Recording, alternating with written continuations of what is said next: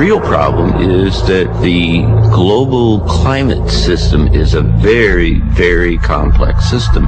And in complex systems, they exhibit non-linear behavior. You're starting to see anomalous, strange behavior in the weather around the world that you never saw before. You have flooding, you have extraordinary kind of storms.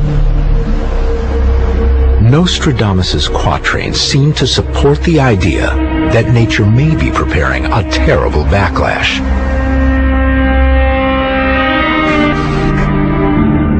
Shortly afterwards, not a very long interval, a great roaring storm will be ravaged by land and sea, flames, animals, which will make more upheaval.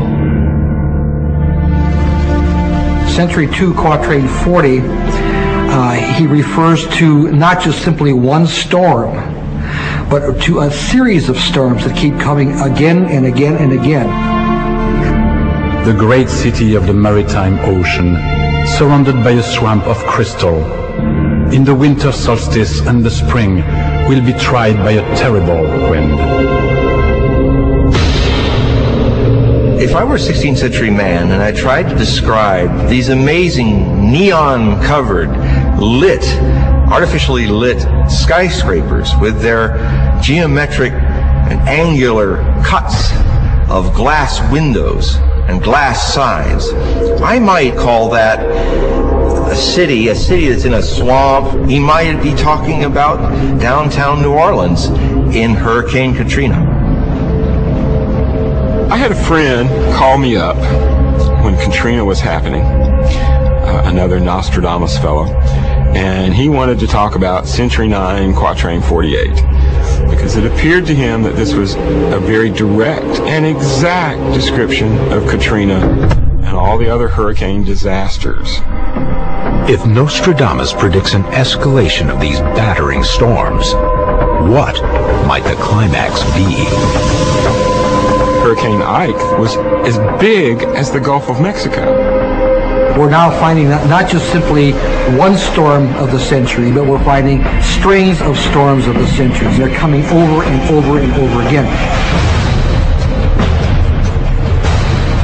While the storms keep coming fast and furious, the concern about 2012 rises, and the search for answers grows more urgent. Near Nostradamus' town of Salon in southern France, there is an obscure cross that may provide yet another dire warning that some believe points directly to 2012. For centuries, the prophecies of Nostradamus have been part of the historical record.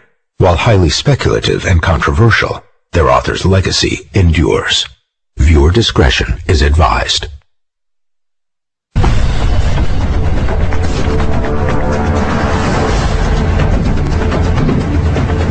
Nostradamus, the Lost Book manuscript, and ancient cultures from around the world appear to target the 2012 time period as one of change that could be apocalyptic in scope. For some, recent worldwide events highlight the potential for emergency.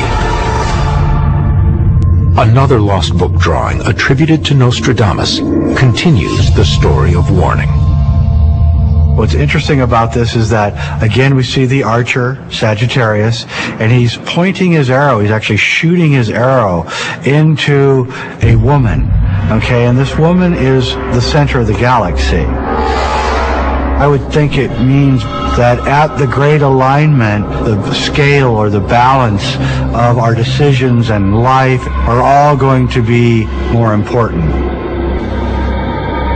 Closer examination of this image reveals an intriguing symbolism.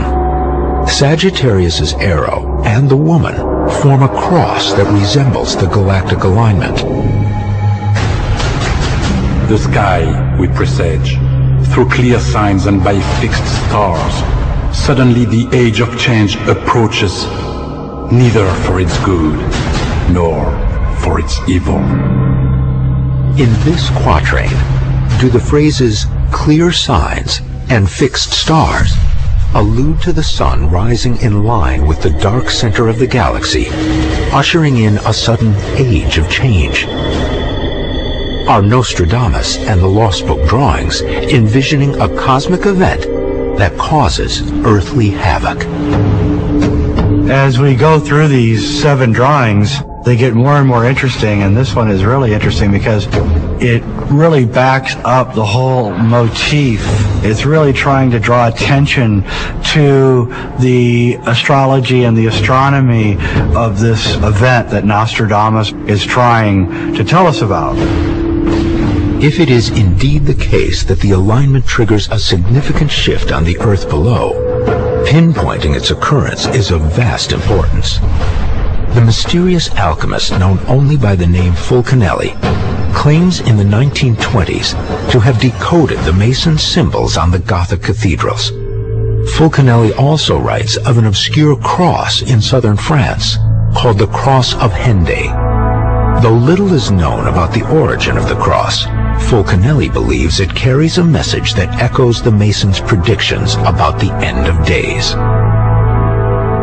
What Fulcanelli, who was the first person to write about the Cross of Henday, says is that this monument is telling us about what is about to happen to us, and that this age has no other seal than that of death. A small group of researchers believe that the symbols carved into the base of this cross reveal not only the date when the coming danger will arrive, but also the sequence in which the events will unfold. When I began deciphering the Cross of Henday, I went through every single symbol. I came to realize that the star on the pedestal was the center of the galaxy, and that it was exactly opposite the sun, the angry sun face on the pedestal, and that the moon was exactly opposite this odd oval. And as I explored this further, I realized that the odd oval is the precession of the equinoxes. And so this is like the big clock that we're watching. The clock appears to be counting down to the coming galactic alignment in a very specific way. The gravitational pull of the sun and the moon cause the Earth to wobble on its axis, which means that the Earth's view of the constellations changes by 1 degree every 72 years. This is called the precession of the equinoxes. Over 26,000 years, these constellations rotate a full 360 degrees back to their starting point. According to one interpretation, the cross, like the Mayan calendar, uses the last galactic alignment that happened 26,000 years ago as a starting point to count down to the next one, due to occur in 2012. If we start with the cross, it's easy to see, okay, this is our alignment. Basically, if you look at all the images combined, you come up with a rough idea that what we're looking at is a time period. And that time period is roughly equivalent to the Mayan calendar, from roughly 1992, 1993 through 2012. They decided to put all of the knowledge into this little obscure monument, hoping that someone would one day discover it and begin deciphering it so that we would know the secret of the end of time. This is what Nostradamus was pointing to in the quatrains, and this is what Fulcanelli was sort of punctuating with the idea of the Henday cross. It's coming, get ready, it's going to happen, get ready, be aware of it. That's about all you can do. According to the prophecies of Nostradamus, the catastrophes that some believe he sees climaxing in 2012 are already beginning to descend upon us. When the fish that is both terrestrial and aquatic will be put upon the beach by a strong wave, its shape strange, smooth, and horrifying, they instantly reach the enemy from the sea to the walls. Is this quatrain forecasting the deadly tsunami of 2004 that killed over 150,000 people? If you look at some of the videotaped images of the tsunami wave that hit the southern part of India, where he talks about the ocean swelling and looking ugly in its appearance, and then coming in, and he says fish